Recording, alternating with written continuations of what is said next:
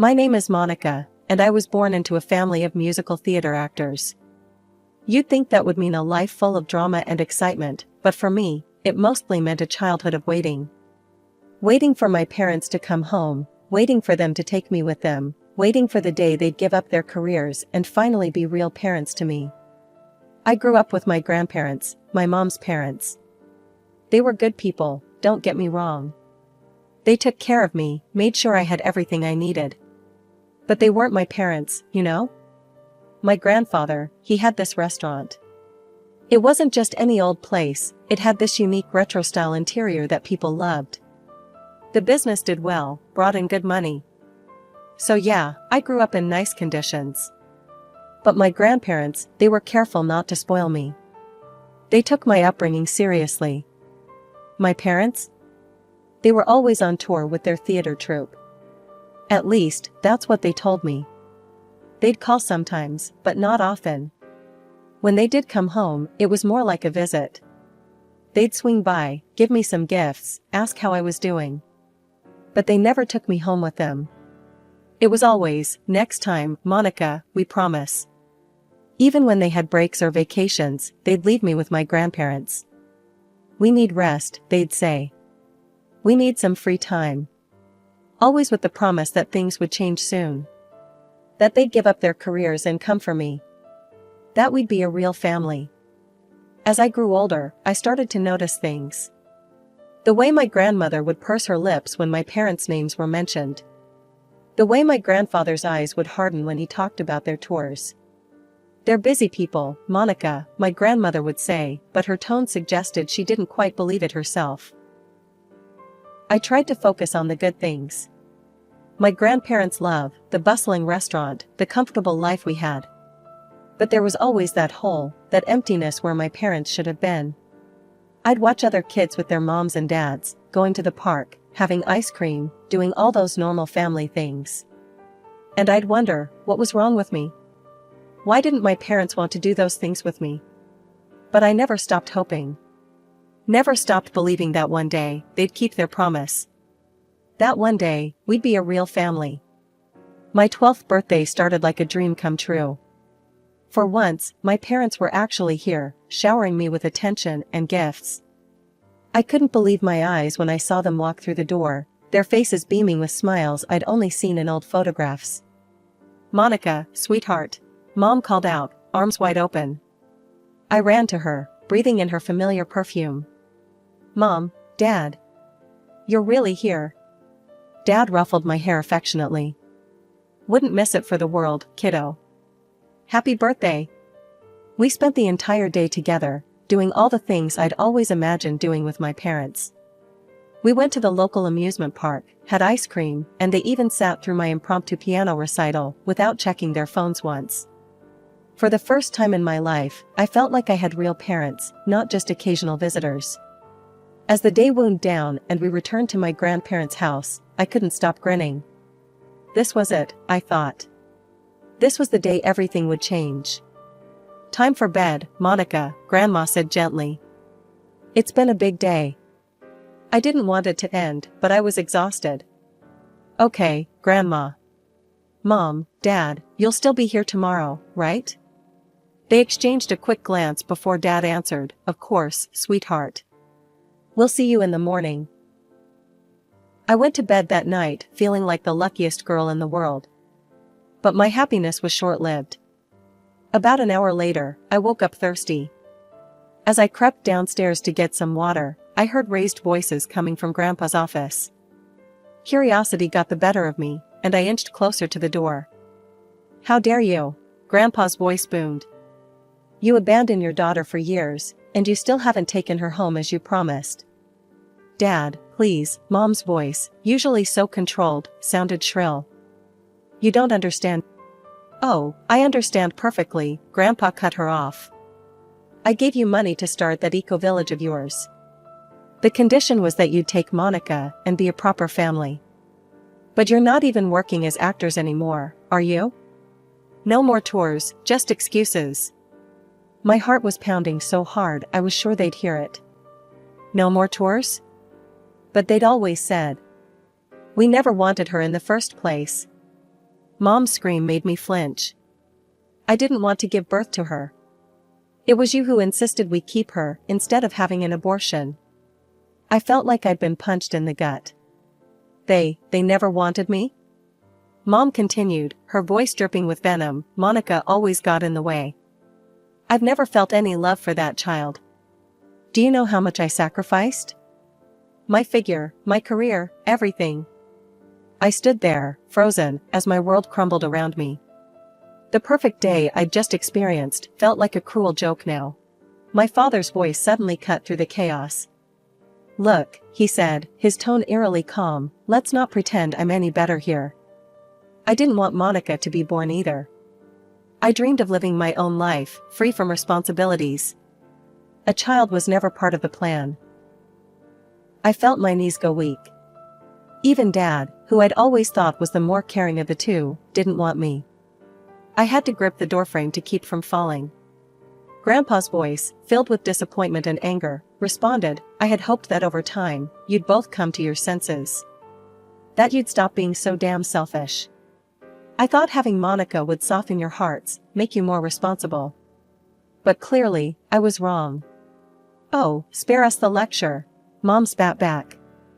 Stay out of our lives, and leave everything as it is. You wanted a granddaughter so badly? Fine. You raise her yourself. There was a moment of tense silence, before Grandpa spoke again, his voice cold and final. All right, if that's how you want it. But don't expect another cent from me for your harebrained schemes. Find another investor for your precious eco-village. I'm done. I heard footsteps approaching and panicked. Quickly, I ducked behind a nearby sofa, my heart pounding so loudly I was sure they'd hear it. The office door flew open, and I saw my parents storm out through a gap between the sofa and the floor. They slammed the front door so hard the windows rattled. Through the curtains, I watched their car speed away, not even a glance back at the house. Once I was sure the coast was clear, I crept back up to my room. As soon as I closed my bedroom door, the tears I'd been holding back came flooding out.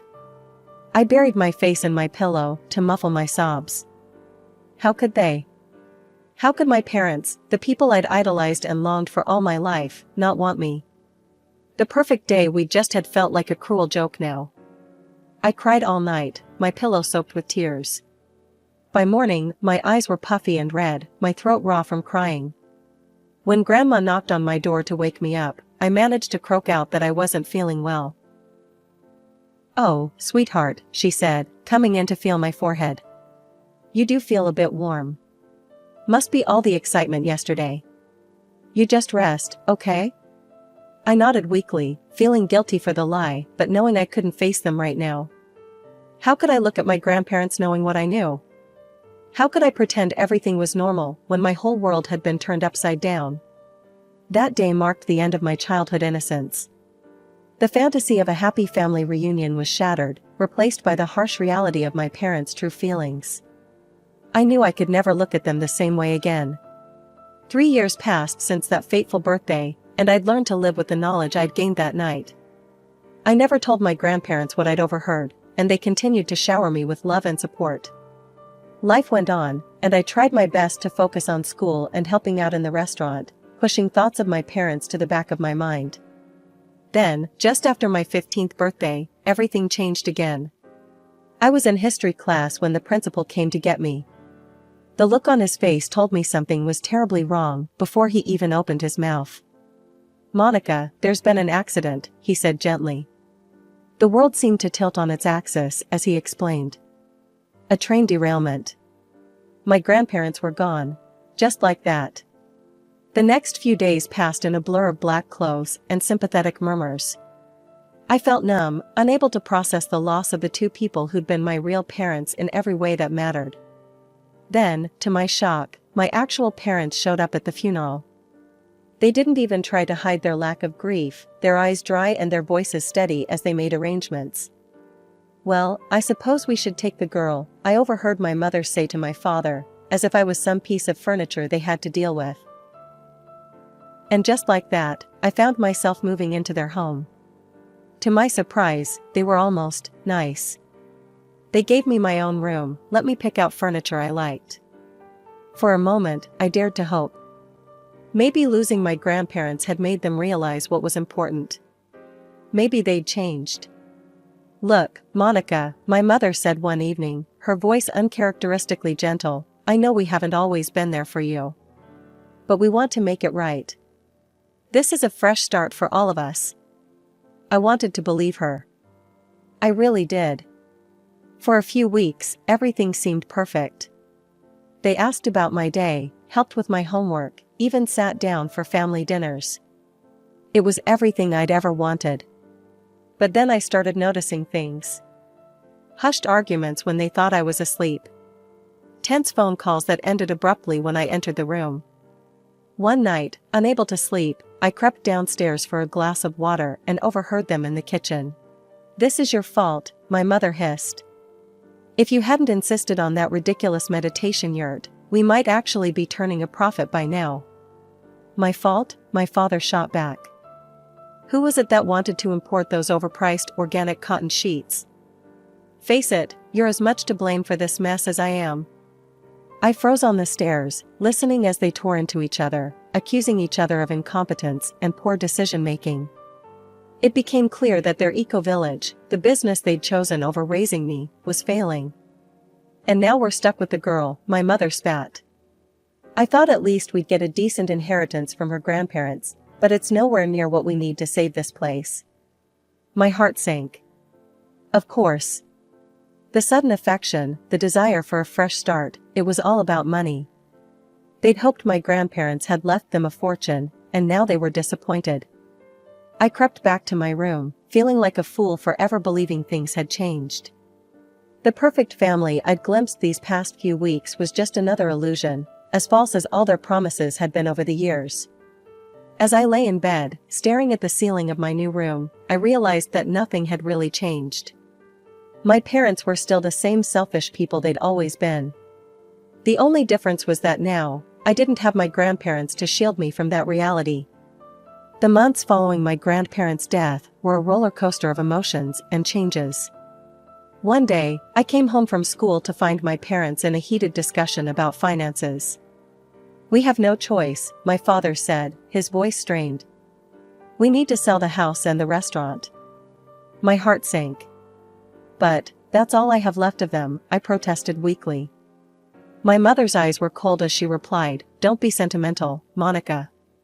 It's just property." And just like that, my childhood home and my grandfather's beloved restaurant were sold off. I watched as strangers carted away the antique furniture, the family photos, the memories. My parents assured me it was for the best, that the money would save their eco-village business. But I knew better than to believe their promises by now. As the months wore on, their facade of affection crumbled completely. They bickered constantly, not even bothering to lower their voices when I was around anymore. I tried to tune it out, focusing instead on my studies. Despite everything, I managed to excel in school, even graduating early at 17. I was proud of myself, but when I broached the subject of college with my parents, their response was like a bucket of cold water. "College?" my mother scoffed. "Do you have any idea how much that costs? We can barely keep the business afloat as it is." But Grandpa always said he'd set aside money for my education," I said, my voice small. My father laughed mirthlessly. "Your grandfather said a lot of things, Monica. But there's no money." It was probably just another one of his empty promises. I wanted to argue, to insist that my grandfather would never lie to me. But I had no proof, no way to access any accounts he might have set up. And that's how I found myself working at the local coffee shop, taking orders and wiping down tables instead of sitting in college lectures. It wasn't what I'd dreamed of, but it was something. A start. A way to save up and maybe, just maybe, fund my own education one day. The months ticked by, and before I knew it, my 18th birthday arrived. I woke up that morning with a mix of excitement and trepidation. Maybe now that I was legally an adult, things would change. Maybe my parents would finally see me as a person, not just a burden. But as I came downstairs, I was met with the same indifference I'd grown accustomed to. No cake, no cards, not even a happy birthday. "Oh, is that today?" my mother said absently when I reminded her. "Well, have a good day at work, dear." I left the house with a heavy heart, trying to hold back tears as I made my way to the coffee shop. But to my surprise, I was greeted with streamers and a small cake when I arrived. "Happy birthday, Monica," my boss and coworkers chorused. For the first time that day, I felt a genuine smile spread across my face. As we shared cake and laughs during our break, I realized something important. Family isn't always about blood. Sometimes, it's about the people who show up for you, who celebrate your victories, and support you through your struggles. The day after my underwhelming 18th birthday, I was at work, mechanically wiping down tables and taking orders, when my phone rang. The caller ID showed a number I didn't recognize. "Is this Monica?" a professional-sounding voice asked. "This is Robert Johnson, your grandfather's lawyer. I need to meet with you regarding your grandfather's will. Can you come to my office today?" In a daze, I got permission from my boss to leave early and made my way to the lawyer's office. As I sat across from Mr. Johnson, I couldn't have prepared myself for what he was about to say. "Your grandfather left you a substantial inheritance, Monica," he said, sliding a document across the desk. "He set up a personal account for you, which you now have access to as you've turned 18. Additionally, he left a separate fund for your college education and living expenses." I stared at the numbers on the paper, my vision blurring with tears. It was more money than I'd ever imagined. For the first time in years, I felt a sense of hope, of possibility. When I got home, I found my parents in their usual spots, Mom scrolling through her phone, Dad watching TV. They barely looked up as I entered. Taking a deep breath, I announced, "Grandpa left me money for college." The reaction was immediate. They both jumped to their feet, eyes wide with disbelief. "What?" my mother shrieked. "How much?" I told them the amount, watching as their expressions morphed from shock to calculation. "Well," my mother said, her voice suddenly honey-sweet, "that explains why we inherited so little. Your grandfather always did favor you." I bristled at her tone, but pressed on. "I'm going to apply to colleges. With my grades, I might even qualify for partial scholarships." "Whoa, hold on there," my father interrupted. "Let's think about this rationally." What followed was a barrage of arguments against my going to college. They talked about the real-world experience I'd miss out on, the student debt I'd accrue, conveniently ignoring the funds specifically for my education, and how a degree didn't guarantee success. "Look," my mother said, her voice taking on a conspiratorial tone, "why don't you invest that money in our business instead? We're on the verge of a breakthrough with the eco-village. Once it takes off, we'll make sure you're set for life. You won't even need to work." As they continued their pitch, painting pictures of a luxurious future where I'd want for nothing, I found myself nodding along. But inside, a voice was screaming. I'd heard these promises before. I'd seen how they handled money, how they ran their business.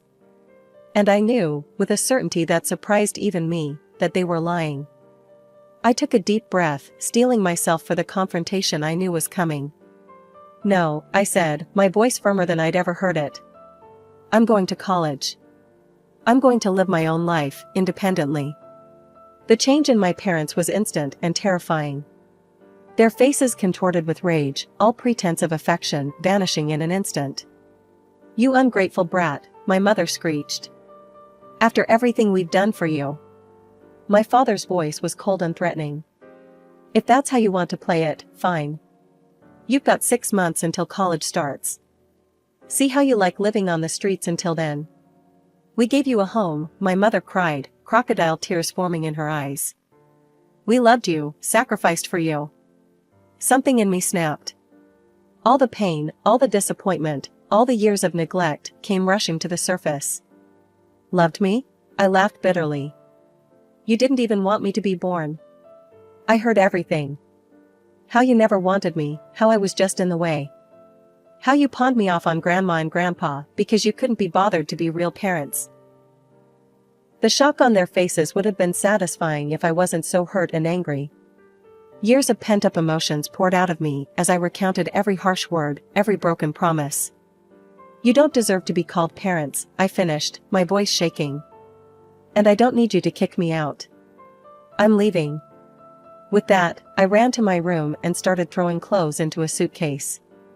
I could hear them yelling, threatening, but it all seemed distant now. As I zipped up my bag, I felt a strange calm settle over me.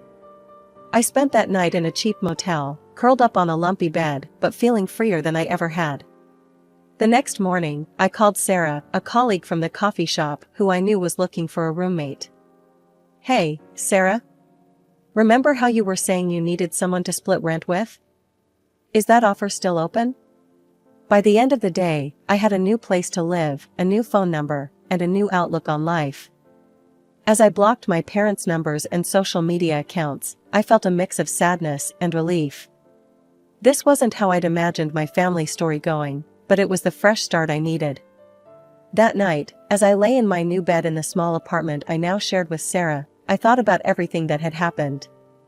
I'd lost the family I'd always longed for, but I'd gained something more valuable: independence, self-respect, and the chance to build a life on my own terms. With a mix of excitement and nerves, I sent off my college application. I'd chosen one of the best schools in the country for business management, hoping to honor my grandfather's legacy. The waiting was excruciating, but finally, the letter arrived. As I tore open the envelope, my heart pounding, I saw the word I'd been dreaming of: congratulations. I'd been accepted. In that moment, I felt my grandparents' presence, almost as if they were there celebrating with me. When fall came, I moved into my dorm room, my few possessions reminding me of how far I'd come. I paid my tuition from the account my grandfather had set up, but I was determined to make my own way as much as possible.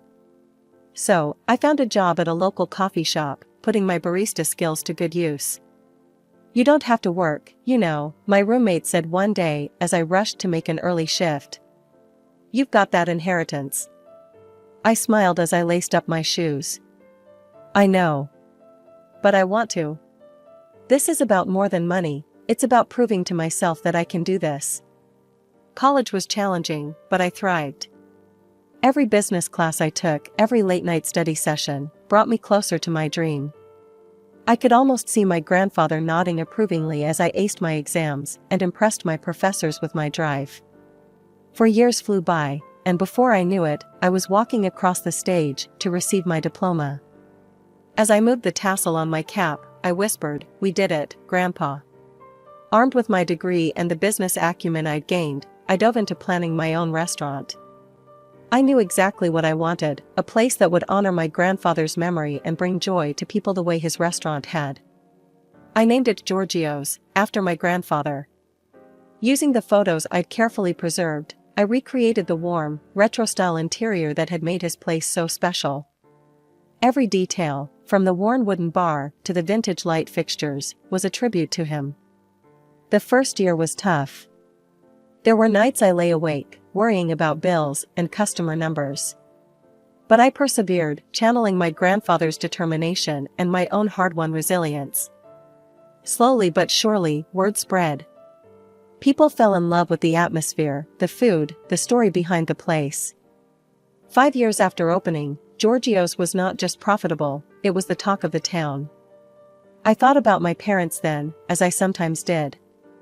I'd seen them around town a few times, looking older and worn. Their eco-village dream had fizzled out long ago, I'd heard. Part of me felt a twinge of sadness for what could have been, but I knew I was better off without them. My life wasn't perfect, but it was mine. I'd built it with my own 2 hands, with the love and support of my grandparents as my foundation.